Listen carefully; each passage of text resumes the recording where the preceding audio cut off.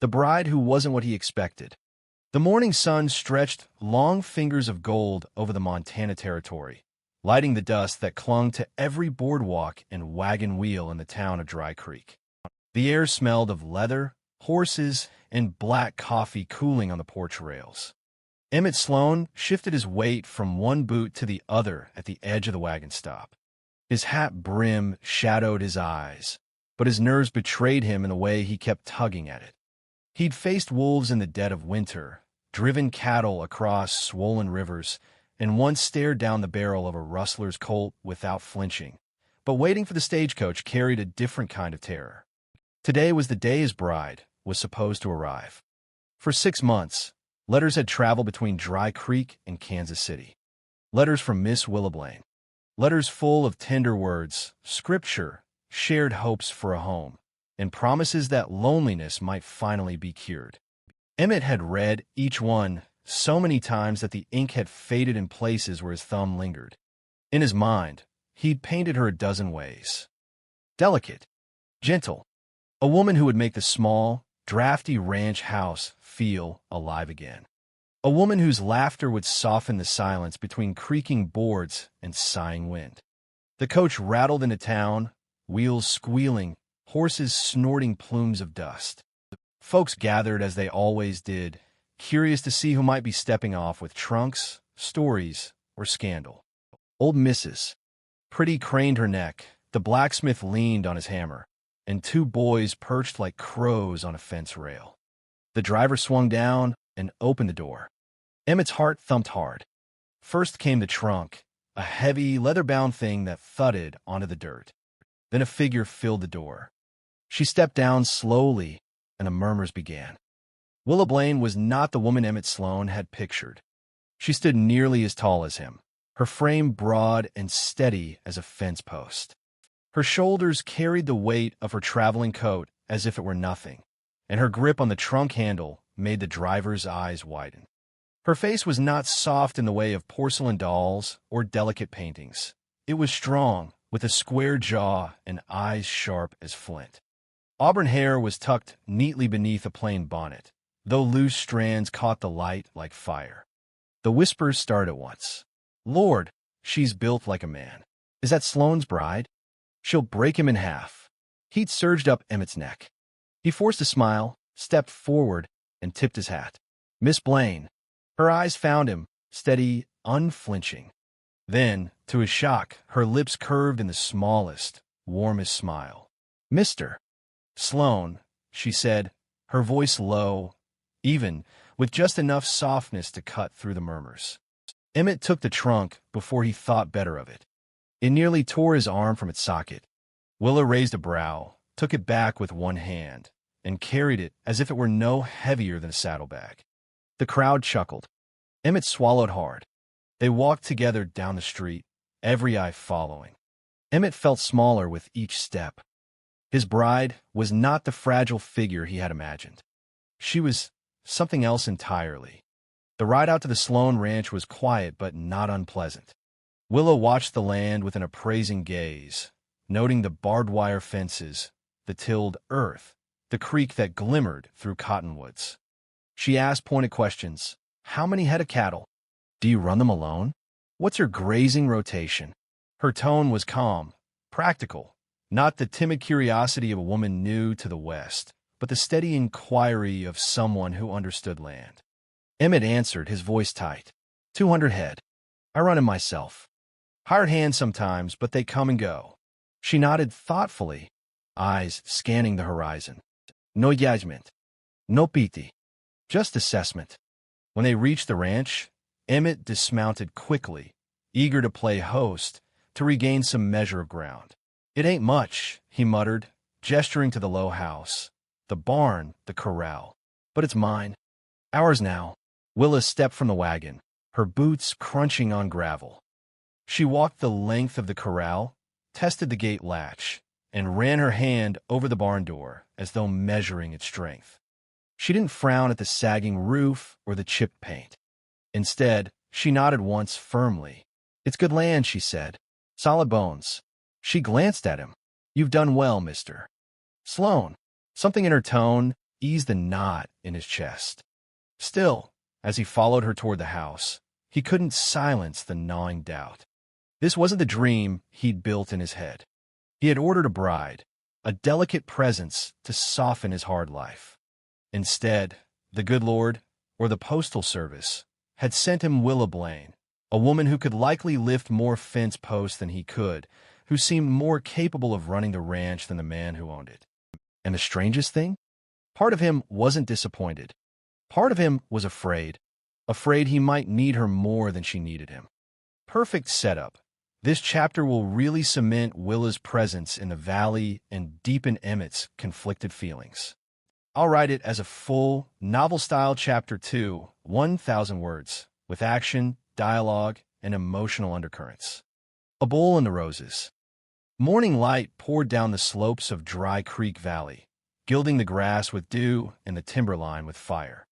Emmett Sloan had barely finished his first cup of coffee when the sound reached him, a deep, guttural bellow that rattled the window panes. His stomach dropped. Dakota. Emmett shoved his chair back, grabbed his hat, and barreled out the door. The bull was supposed to be penned in the north corral, but the sight that met him confirmed his worst fear. The corral gate hung twisted on its hinges, trampled boards scattered like kindling. And there, halfway down the slope, was Dakota, massive shoulders rippling, horns gleaming, tearing through misses. Pretty's rose bushes as though they were tender spring grass. By the time Emmett saddled his gelding and rode down, half the town had gathered. Dust rose in a cloud of boots and skirts. Neighbors shouted, children climbed fences, and men hollered advice from the sidelines. Don't let him near the river. He'll gore someone sure as sin. Lord, Sloan, can't you keep your stock penned? Emmett's face burned hotter than the noon sun. Dakota was his pride, a breeding bull worth more than half his herd. To lose him, or worse, to lose face in front of the valley, would be a humiliation he couldn't outlive. He swung down from the saddle, rope in hand, and tried to edge toward the animal. Easy, boy, he muttered, his voice rough with nerves. Easy now. Dakota snorted, pawed the dirt, and with a thunderous lunge, charged.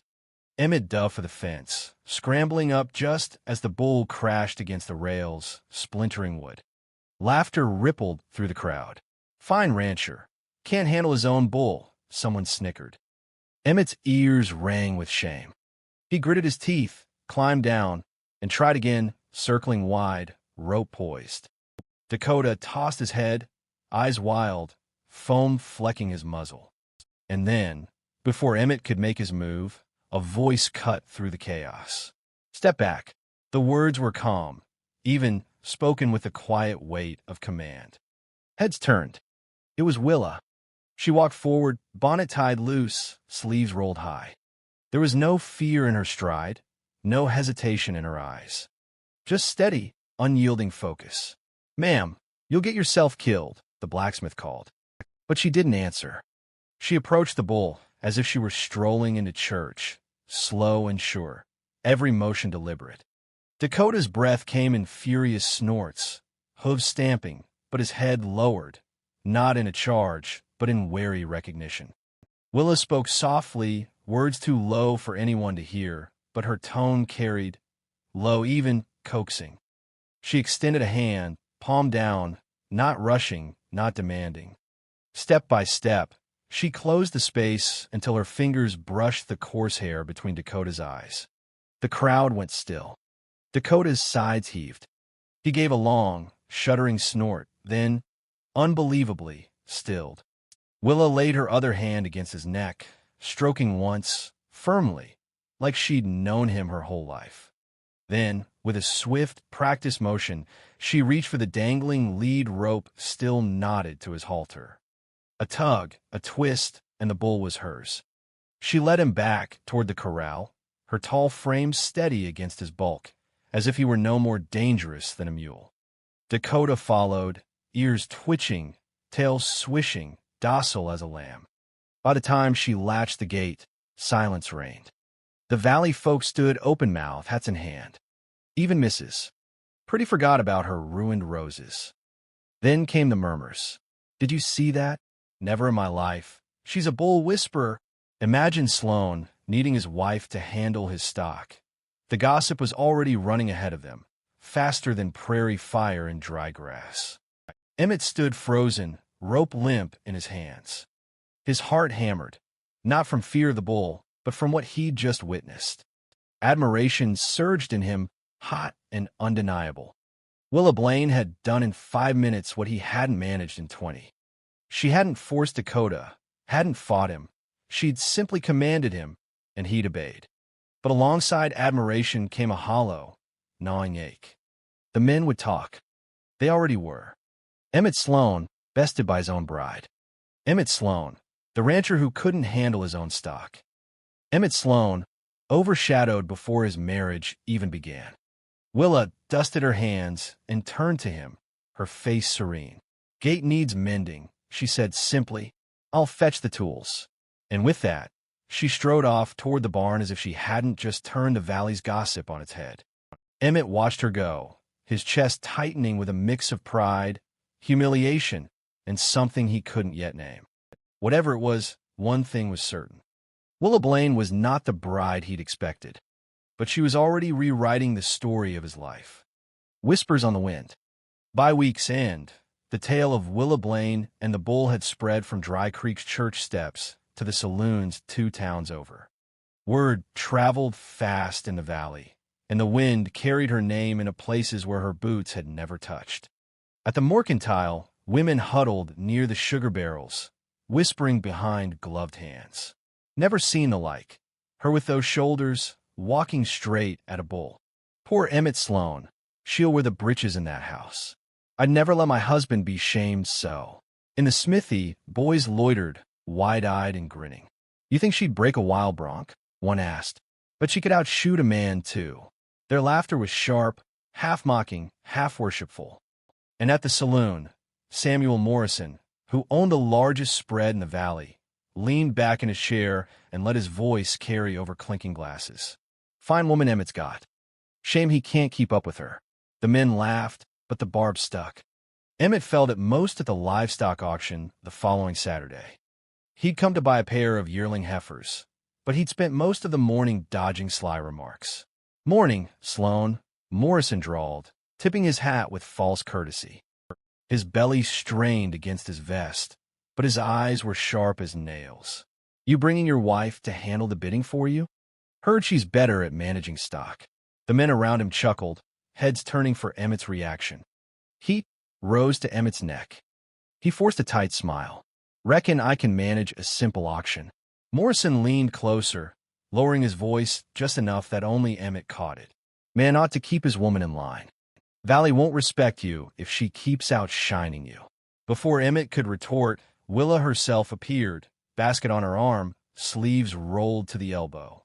She met Morrison's stare head-on, not flinching, not softening. "Mr. Morrison," she said evenly, "I hear tell your hogs broke into your cornfield again. Maybe you ought to worry less about Sloan's household and more about your own fences." Laughter erupted from the bystanders, sharp and unexpected. Morrison's face reddened, his jaw clenching, but he tipped his hat and stalked away. Emmett felt a rush of satisfaction until the whispers began again. "Did you see her cut Morrison down?" Sloan just stood there. "She's sharper than a branding iron, that one."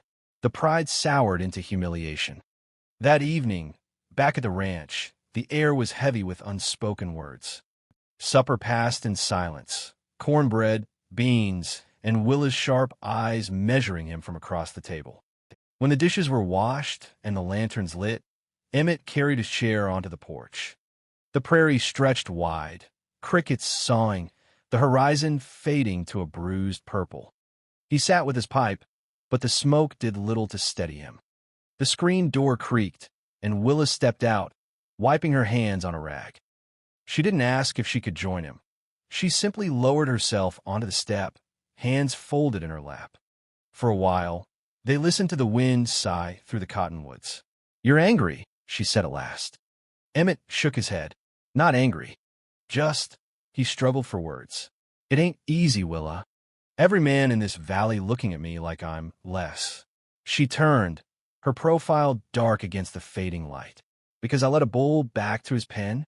Because you made it look easy, he admitted, voice low. Because they'll never forget it. Morrison, pretty, the whole lot of them. They'll keep needling, keep measuring me against you. Willa was quiet a moment. Then she leaned back on her hands, gaze on the stars just beginning to prick through the sky. I grew up on a cattle ranch in Montana, she said softly. 3 brothers, all bigger, all louder. My pa didn't think a daughter had a place in the yards. I learned quick. I had to work twice as hard just to be noticed. And when I proved myself, it didn't bring me peace. It made me a spectacle.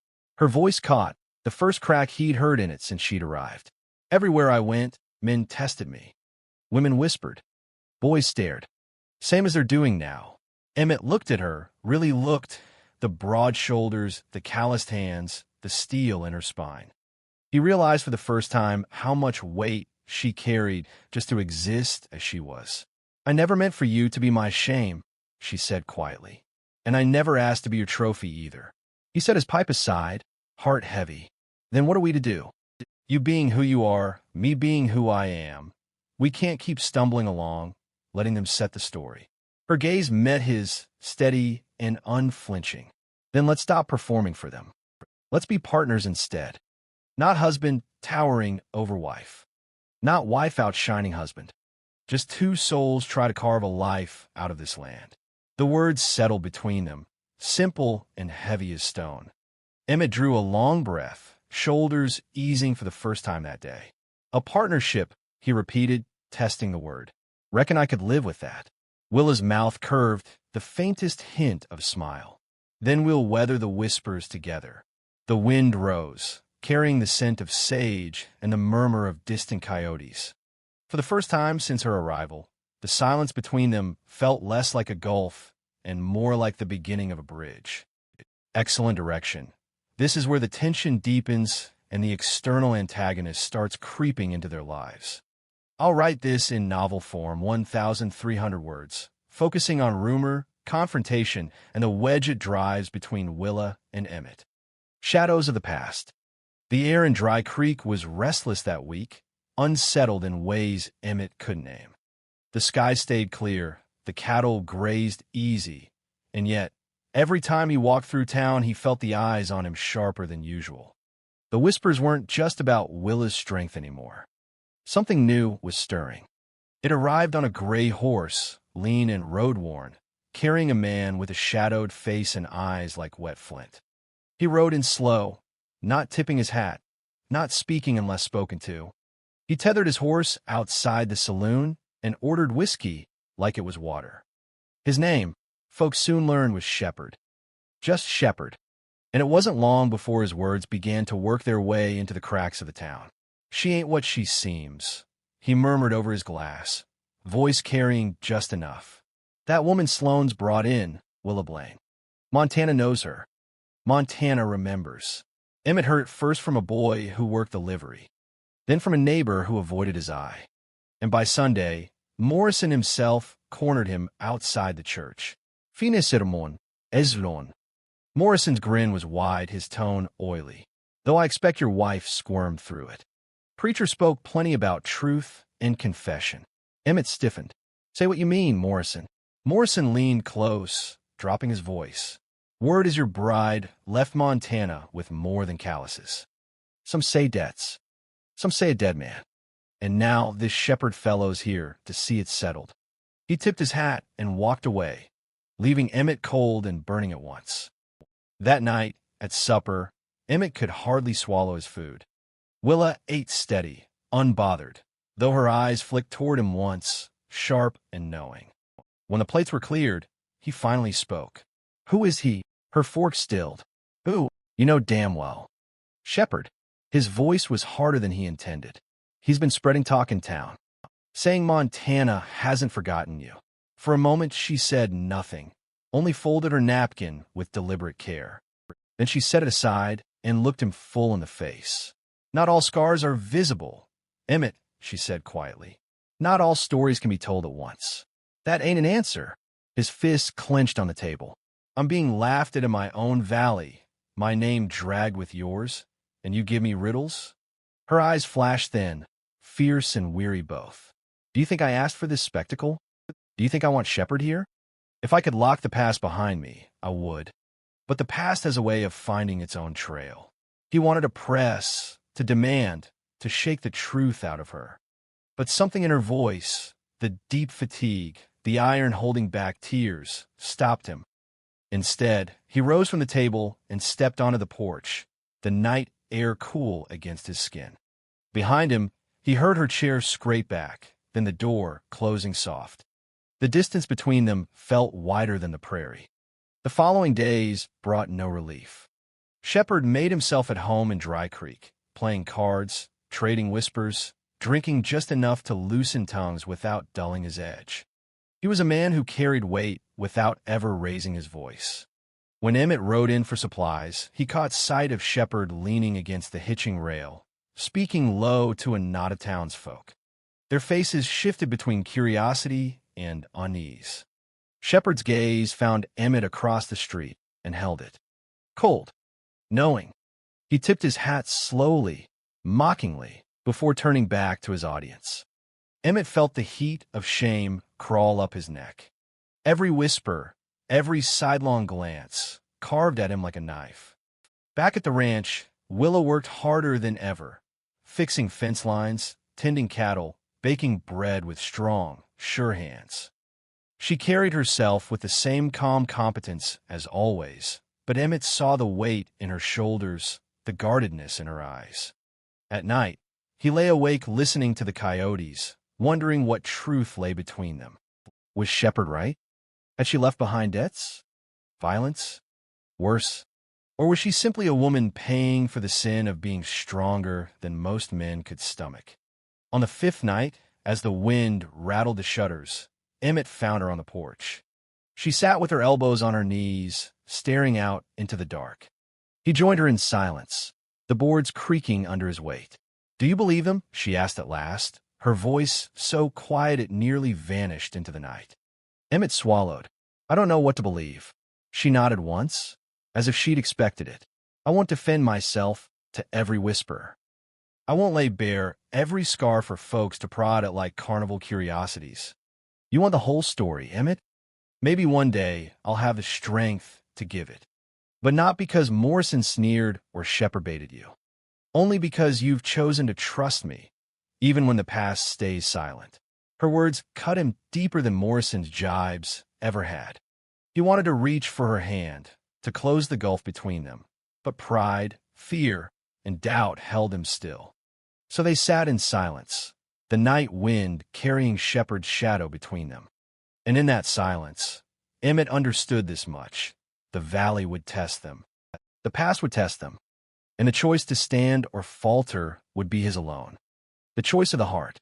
The storm broke on a Thursday. Not rain, but rumor. Not thunder, but words. By midday, every ranch hand, shopkeeper, and poker player in Dry Creek had heard Shepard's newest tale, that Willa Blaine once fled Montana, leaving a man dying in the dust. Some said it was a lover, others a rival, but the blood in the story grew redder with each telling. By supper time, Emmett couldn't walk 3 paces in town without feeling eyes on him. Pitying eyes. Mocking eyes. Morrison's the worst of them, always circling like a buzzard. "Fine bride you got there, Sloan," Morrison drawled at the blacksmiths. "One who can break a bull and break a man just as quick, from what I hear. Question is, which you'll be." The laughter that followed clung to Emmett like burrs. He left town with his supplies heavy on the wagon and shame heavier on his shoulders. Back at the ranch, Willa was mending harness leather. She looked up as he entered, saw the set of his jaw, and knew. "They've sharpened their tongues again," she said, laying aside her work. Emmett dropped the sacks on the table harder than he meant to. "It ain't just tongues, Willa. They're saying blood. They're saying you left a man to die." She didn't flinch, didn't pale or protest, just held his gaze, steady as ever. "And do you believe them?" The question struck harder than any rumor. His chest tightened. He opened his mouth, closed it again, felt the words scrape his throat raw. "I don't know what to believe," he admitted at last. "I thought, when I sent for you, I was getting someone softer, smaller, easier. Instead, you walk off that wagon tall as a pine and strong as an ox, and now Shepard's here, saying you left wreckage behind you. Folks laugh at me, Willa. Laugh at us. And his voice cracked, pride and pain wrestling. I don't know if I can carry it. The silence that followed stretched long. Outside, the cattle lowed, the wind creaked through the barn eaves. Finally, Willa stood, her shadow falling over him. Not menacing, but unyielding, like a tree rooted against the gale. You want truth, she said. Here's truth. I'm not the woman you imagined. I never will be. I'm broad-shouldered. I'm scarred. I'm tired of proving myself in every town I set foot in. But I am not a liar, and I am not a killer. Her voice dropped low, ragged. I left Montana because a man there thought his fists gave him claim over me. I fought back. Harder than he expected. Maybe harder than I meant. But he lived. I lived. And I swore I'd never live under a man's shadow again. That's the past Shepard is twisting into a noose. Emmett's breath hitched. The image of her, cornered and fighting, burned behind his eyes. She stepped closer, close enough that he could see the flecks of gold in her storm-gray gaze. Now you have a choice, Emmett Sloan. Believe Shepard. Believe Morrison. Believe every whisper that gnaws at your pride. Or believe me. Not because I'm flawless, not because the town approves, but because you asked me to stand beside you when you sent those letters. Her words left no room to hide. Emmett turned away, bracing his hands against the table. His thoughts churned like floodwater. Shame, admiration, fear, yearning. He had wanted a delicate bride to steady his loneliness. Instead, he had been given a woman who forced him to confront the thinness of his own pride. Was he man enough to stand beside her? Or would he crumble under the weight of gossip and doubt? Behind him, he heard the soft scrape of her chair. She sat again, calm as ever, leaving the choice in his hands. The lantern flickered. His chest heaved. And then, slowly, heavily, he turned back. I don't know if I'm enough for you, Willa Blaine, he said. But I know this. I won't let Shepard write our story for us. If I fall, I'll fall standing beside you, not sneering behind your back. For the first time since she stepped off the wagon, Willa's eyes softened. A crack in the armor. A glimmer of something tender. Then maybe, she said, almost a whisper, we stand a chance. That night, they didn't speak much more. But when Emmett lay down, Willa lay beside him. Not as spectacle, not as scandal, but as partner. The distance that had stretched between them for weeks seemed to shorten, if only by inches. Outside, the coyotes sang. The prairie wind carried Shepard's shadow closer. But for the first time, Emmett felt he had chosen not with fear, but with heart. And that choice, he knew, would shape every trial yet to come. Here's the continuation of your Western romance drama, building into real tension, blood on the horizon. The sun was just beginning to sink, painting the sky in streaks of orange and bruised purple, when the first shot cracked across the Delaney ranch. Emmett dropped the pitchfork in his hands, heart hammering. From the ridge above, silhouettes moved against the fiery horizon. Men on horseback, rifles gleaming in the fading light. Shepard had finally come knocking. Willa was already on the porch with the Winchester, her stance calm, steady, like she had expected this moment all along.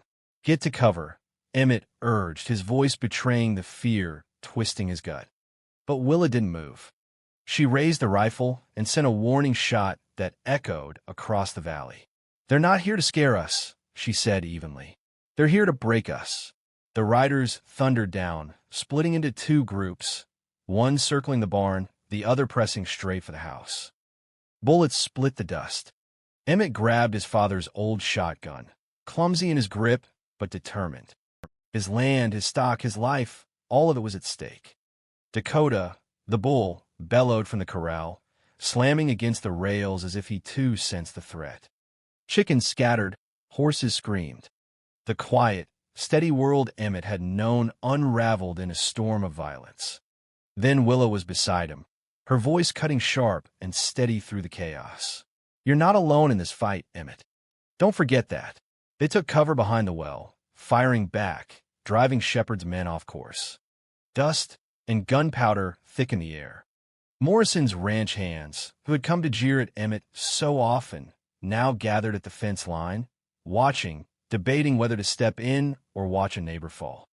As twilight deepened, the attackers retreated, but not before setting fire to a haystack and stealing 2 of Emmett's horses. Their laughter echoed in the hills as they vanished into the dark. Emmett stood staring at the smoldering wreckage, chest heaving, pride burning hotter than the flames. He had fought, but he had nearly lost everything. And in the glow of the firelight, with Shepard's shadow looming larger than ever, he realized something chilling. This was only the beginning. Willa, calm as ever, rested a hand on his shoulder. "They'll be back," she said softly. "And next time, they won't leave until one of us is gone." Perfect. Option B keeps the tension simmering and makes the eventual clash even sharper. Here's the continuation. Shepard at the gate. The morning broke still and gray, the kind of sky that felt like it was holding its breath. Emmett was mending the corral fence when the steady rhythm of hooves carried across the valley. He looked up and saw him at last. Shepard. The man rode with a lazy confidence, 3 riders trailing behind like shadows. He didn't come charging or shouting. He simply stopped at the ranch gate, swung a leg over, and leaned against the post as if it were his own land. "Fine place you've got here, Sloan," Shepard drawled, eyes sweeping over the barn, the pastures, the neat rows of fence. Shame if it turned to dust. Emmett tightened his grip on the hammer in his hand, fighting to keep his voice even. "State your business." The outlaw smiled, slow and snake-like. "My business?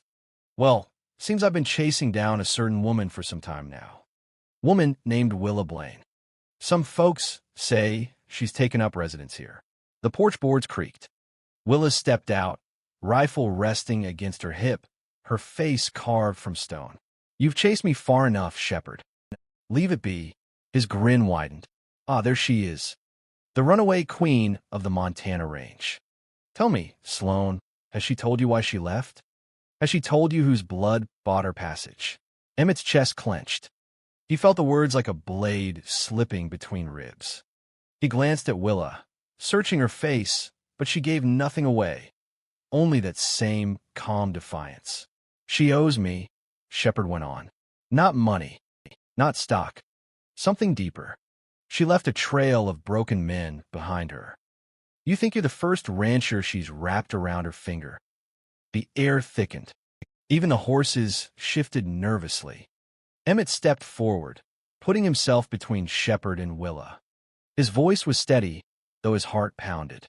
"This is my land. She's under my roof. Whatever you think she owes, it won't be paid here." For the first time, Shepard's smile slipped, revealing a flash of steel beneath the charm. "Careful, Sloan. Pride makes good men stupid. Next time I ride out here, I won't be smiling." With a tug of the reins, he swung back into the saddle. His men lingered a moment, eyes hungry for a fight, before following him back down the trail. The silence they left behind was worse than the threat itself. Emmett turned to Willa, the weight of Shepard's words pressing on him like a millstone. "Is it true?" he asked quietly. Willa's eyes darkened, her voice low. "Not all scars are meant to be shown. Not yet." And just like that, the distance between them yawned wider than ever, even as the shadow of Shepard loomed closer on the horizon.